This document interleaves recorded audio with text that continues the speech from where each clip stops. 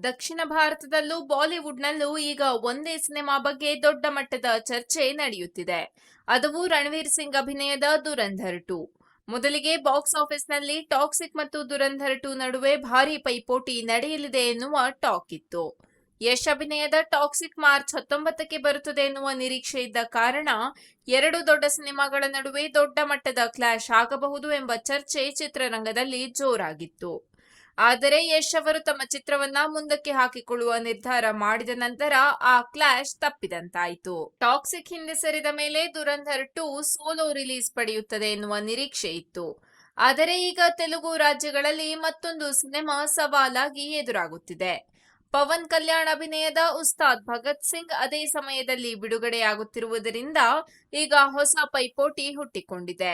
ಆದರೂ ವರದಿಗಳ ಪ್ರಕಾರ ತೆಲುಗು ರಾಜ್ಯಗಳಲ್ಲೇ ದುರಂಧರ್ 2 ಸಿನಿಮಾ ಹೆಚ್ಚು ಮುನ್ನಡೆಯಲಿದೆ ಎಂಬ ಮಾತುಗಳು ಕೇಳಿಬರುತ್ತಿದೆ.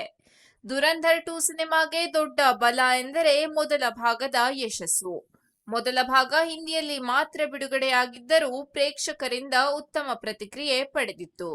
ಅದೇ ಕಾರಣಕ್ಕೆ ಈಗ ಬಂದಿರುವ ಎರಡನೇ ಭಾಗದ ಮೇಲೆ ಸ್ವಾಭಾವಿಕವಾಗಿಯೇ ದೊಡ್ಡ ಮಟ್ಟದ ನಿರೀಕ್ಷೆ ಮೂಡಿದೆ. ಈ ಬಾರಿ ಸಿನಿಮಾ ಹಿಂದಿ ಮಾತ್ರವಲ್ಲದೆ ಕನ್ನಡ, ತೆಲುಗು ಸೇರಿದಂತೆ ಹಲವು ಭಾಷೆಗಳಲ್ಲಿ ಬಿಡುಗಡೆಯಾಗುತ್ತಿದೆ. ಇದರಿಂದ ದಕ್ಷಿಣ ಭಾರತದಲ್ಲೂ ಈ ಸಿನಿಮಾಗೆ ಒಳ್ಳೆಯ ಮಾರುಕಟ್ಟೆ ಸಿಗುತ್ತಿದೆ. ಈಗಾಗಲೇ ಅಡ್ವಾನ್ಸ್ ಬುಕಿಂಗ್ ನೋಡಿದರೆ ತೆಲುಗು ರಾಜ್ಯಗಳಲ್ಲೂ ದುರಂಧರ್ 2ಗೆ ಉತ್ತಮ ಪ್ರತಿಕ್ರಿಯೆ ಪಡೆಯುತ್ತಿದೆ ಎನ್ನುವ ವರದಿಗಳು ಕೇಳಿಬರುತ್ತಿವೆ. ಇನ್ನೊಂದೆಡೆ ಉಸ್ತಾದ್ ಭಗತ್ ಸಿಂಗ್ ಸಿನಿಮಾಗೆ ಆ ಮಟ್ಟದ ಹೈಪ್ ಕಾಣಿಸುತ್ತಿಲ್ಲ ಎನ್ನುವ ಮಾತುಗಳು ಕೇಳಿಬರುತ್ತಿದೆ. ಈ ಸಿನಿಮಾ ಮೂಲ ಕಥೆಯಲ್ಲ. ತಮಿಳಿನ ದಳಪತಿ ವಿಜಯ್ ನಟನೆಯ ತೇರಿ ಚಿತ್ರದ ರೀಮೇಕ್ ಆಗಿರುವುದು ಒಂದು ಕಾರಣ ಎಂದು ಸಿನಿವಲಯ ಹೇಳುತ್ತಿದೆ.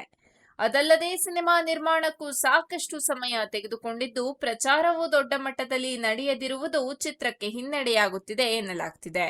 ಇನ್ನೊಂದು ಕಾರಣವೆಂದರೆ ಇತ್ತೀಚೆಗೆ ಬಿಡುಗಡೆಯಾದ ಪವನ್ ಕಲ್ಯಾಣ್ ಸಿನಿಮಾಗಳು ದೊಡ್ಡ ಮಟ್ಟದ ಬಾಕ್ಸ್ ಆಫೀಸ್ ಯಶಸ್ಸು ಕಾಣದೇ ಇರುವುದರಿಂದ ಪ್ರೇಕ್ಷಕರಲ್ಲಿ ಅಷ್ಟೊಂದು ಉತ್ಸಾಹ ಕಾಣಿಸುತ್ತಿಲ್ಲ ಎಂಬ ಅಭಿಪ್ರಾಯವೂ ಕೇಳಿಬರ್ತಿದೆ. ಆದರೆ ದುರಂಧರ್ 2 ವಿಚಾರ ಬೇರೆ. ಈ ಸಿನಿಮಾದ ಬಗ್ಗೆ ಉತ್ತರ ಭಾರತವೇ ಅಲ್ಲ, ದಕ್ಷಿಣ ಭಾರತದಲ್ಲೂ ಸಾಕಷ್ಟು ಕುತೂಹಲ ಇದೆ. ರಣವೀರ್ ಸಿಂಗ್ ನಾಯಕನಾಗಿ ನಟಿಸಿರುವ ಈ ಸಿನಿಮಾವನ್ನ ಆದಿತ್ಯ ಧರ್ ನಿರ್ದೇಶನ ಮಾಡಿದ್ದಾರೆ. ಜೊತೆಗೆ ಸಂಜಯ್ ದತ್, ಅಕ್ಷಯ್ ಖನ್ನಾ ಮತ್ತು ಆರ್ ಮಾಧವನ್ ಮುಂತಾದ ದೊಡ್ಡ ನಟರು ಪ್ರಮುಖ ಪಾತ್ರಗಳಲ್ಲಿ ಕಾಣಿಸಿಕೊಂಡಿದ್ದಾರೆ. ಈ ಕಾರಣಕ್ಕೂ ಚಿತ್ರಕ್ಕೆ ಪ್ಯಾನ್ ಇಂಡಿಯಾ ಮಟ್ಟದಲ್ಲಿ ಗಮನ ಸೆಳೆಯುತ್ತಿದೆ. ಇನ್ನೊಂದು ಕುತೂಹಲಕಾರಿ ವಿಷಯವೆಂದರೆ ದುರಂಧರ್ 2 ಸಿನಿಮಾದ ಪ್ರೀಮಿಯರ್ ಶೋಗಳ ಟಿಕೆಟ್ ಬೆಲೆ. ದೇಶದ ಹಲವು ಪ್ರಮುಖ ನಗರಗಳಲ್ಲಿ ಪ್ರೀಮಿಯರ್ ಶೋಗಳನ್ನ ಆಯೋಜಿಸಲಾಗಿದೆ. ದೆಹಲಿ, ಬೆಂಗಳೂರು, ಮುಂಬೈ, ಹೈದರಾಬಾದ್, ಚೆನ್ನೈ, ಕೊಚ್ಚಿ, ಪುಣೆ ಸೇರಿದಂತೆ ಅನೇಕ ನಗರಗಳಲ್ಲಿ ಮಾರ್ಚ್ 18ರ ಸಂಜೆಯಿಂದಲೇ ವಿಶೇಷ ಪ್ರದರ್ಶನಗಳು ಆರಂಭವಾಗಲಿವೆ. ಆದರೆ ಈ ಪ್ರೀಮಿಯರ್ ಶೋಗಳ ಟಿಕೆಟ್ ಬೆಲೆ ಕೇಳಿದರೆ ಅಚ್ಚರಿ ಪಡಬೇಕಾಗುತ್ತದೆ. ಮುಂಬೈನಲ್ಲಿ ಅತಿ ಹೆಚ್ಚು ಬೆಲೆ ದಾಖಲಾಗುತ್ತಿದೆ. ಅಲ್ಲಿ ಒಂದು ಮಲ್ಟಿಪ್ಲೆಕ್ಸ್ ನಲ್ಲಿ ಒಂದೇ ಟಿಕೆಟ್ಗೆ ಸುಮಾರು 3,200 ರೂಪಾಯಿವರೆಗೂ ಮಾರಾಟವಾಗುತ್ತಿದೆ. ದೆಹಲಿಯಲ್ಲೂ 2,200 ರೂಪಾಯಿವರೆಗೆ ಟಿಕೆಟ್ ಬೆಲೆ ಇದೆ. ಬೆಂಗಳೂರಿನಲ್ಲಿ ರೆಕ್ಸ್ ಚಿತ್ರಮಂದಿರದಲ್ಲಿ ಪ್ರೀಮಿಯರ್ ಶೋ ಟಿಕೆಟ್ ಸುಮಾರು 2,000 ರೂಪಾಯಿಗಳಿದ್ದು ಈಗಾಗಲೇ ಎಲ್ಲವೂ ಸೋಲ್ಡ್ ಔಟ್ ಆಗಿವೆ ಎನ್ನಲಾಗ್ತಿದೆ. ಈ ಮೂರು ನಗರಗಳಲ್ಲಿ 500 ರೂಪಾಯಿಗಿಂತ ಕಡಿಮೆ ಬೆಲೆಯ ಟಿಕೆಟ್ ಸಿಗುವುದು ತುಂಬಾ ಅಪರೂಪ ಎಂದು ಹೇಳಲಾಗ್ತಿದೆ. ಆದರೆ ದಕ್ಷಿಣದ ಕೆಲ ನಗರಗಳಲ್ಲಿ ಮಾತ್ರ ಬೆಲೆ ಸ್ವಲ್ಪ ಕಡಿಮೆ ಇದೆ. ಹೈದರಾಬಾದ್ನಲ್ಲಿ ಗರಿಷ್ಠ ಟಿಕೆಟ್ ಬೆಲೆ ಸುಮಾರು 350 ರೂಪಾಯಿಗಳಿಷ್ಟು. ಆದರೆ ದಕ್ಷಿಣದ ಕೆಲ ನಗರಗಳಲ್ಲಿ ಮಾತ್ರ ಬೆಲೆ ಸ್ವಲ್ಪ ಕಡಿಮೆ ಇದೆ. ಹೈದರಾಬಾದ್ನಲ್ಲಿ ಗರಿಷ್ಠ ಟಿಕೆಟ್ ಬೆಲೆ 350 ರೂಪಾಯಿಗಳಷ್ಟಿದ್ದು ಕನಿಷ್ಠ 150 ರೂಪಾಯಿಗೆ ಕೂಡ ಟಿಕೆಟ್ ಲಭ್ಯವಿದೆ. ಚೆನ್ನೈನಲ್ಲಿ ಇನ್ನೂ ಕಡಿಮೆ.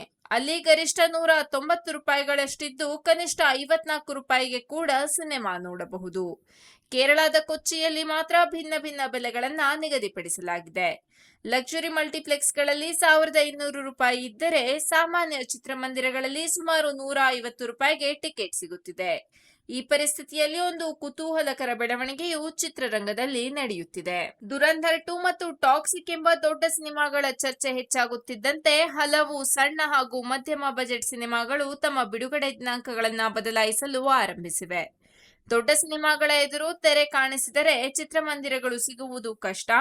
ಪ್ರೇಕ್ಷಕರ ಗಮನವು ಕಡಿಮೆಯಾಗಬಹುದು ಎಂಬ ಭಯದಿಂದ ಅನೇಕ ನಿರ್ಮಾಪಕರು ತಮ್ಮ ಚಿತ್ರಗಳನ್ನ ಬೇರೆ ದಿನಾಂಕಗಳಿಗೆ ಮುಂದೂಡುತ್ತಿದ್ದಾರೆ. ಹೀಗಾಗಿ ಈ ಎರಡು ದೊಡ್ಡ ಸಿನಿಮಾಗಳ ಪ್ರಭಾವದಿಂದ ಅನೇಕ ಚಿತ್ರಗಳಿಗೆ ಹಿನ್ನಡೆ ಉಂಟಾಗುತ್ತಿದೆ ಎನ್ನುವುದು ಚಿತ್ರರಂಗದ ಮಾತಾಗಿದೆ. ಒಟ್ಟಾರೆ ನೋಡಿದ್ರೆ ಮಾರ್ಚ್ 19ರಂದು ಬಿಡುಗಡೆಯಾಗಲಿರುವ ದುರಂಧರ್ 2 ಸಿನಿಮಾ ಈಗಾಗಲೇ ದೇಶದ ಹಲವು ಭಾಗಗಳಲ್ಲಿ ದೊಡ್ಡ ಮಟ್ಟದ ಕ್ರೇಜ್ ಸೃಷ್ಟಿಸಿದೆ. ಅಡ್ವಾನ್ಸ್ ಬುಕಿಂಗ್, ಪ್ರೀಮಿಯರ್ ಶೋಗಳ ಭಾರೀ ಬೆಲೆ, ಪ್ಯಾನ್ ಇಂಡಿಯಾ ಬಿಡುಗಡೆ ಎಲ್ಲವೂ ಸೇರಿ ಈ ಚಿತ್ರ ಬಾಕ್ಸ್ ಆಫೀಸ್ನಲ್ಲಿ ದೊಡ್ಡ ದಾಖಲೆ ಮಾಡಬಹುದೇ ಎಂಬ ಕುತೂಹಲ ಹೆಚ್ಚಿಸಿದೆ. ಈಗ ಪವನ್ ಕಲ್ಯಾಣ್ ಅಭಿನಯದ ಉಸ್ತಾದ್ ಭಗತ್ ಸಿಂಗ್ ತೆಲುಗು ರಾಜ್ಯಗಳಲ್ಲಿ ಎಷ್ಟು ಮಟ್ಟಿಗೆ ಪೈಪೋಟಿ ನೀಡುತ್ತದೆ ಎಂಬುದನ್ನ ಕಾದು ನೋಡಬೇಕಾಗಿದೆ. ಸಿನಿಮಾ ಬಿಡುಗಡೆಯಾದ ನಂತರವೇ ಈ ಬಾಕ್ಸ್ ಆಫೀಸ್ ಸಮರದಲ್ಲಿ ಯಾರು ಗೆಲ್ಲುತ್ತಾರೆ ಎನ್ನುವುದು ಸ್ಪಷ್ಟವಾಗಲಿದೆ.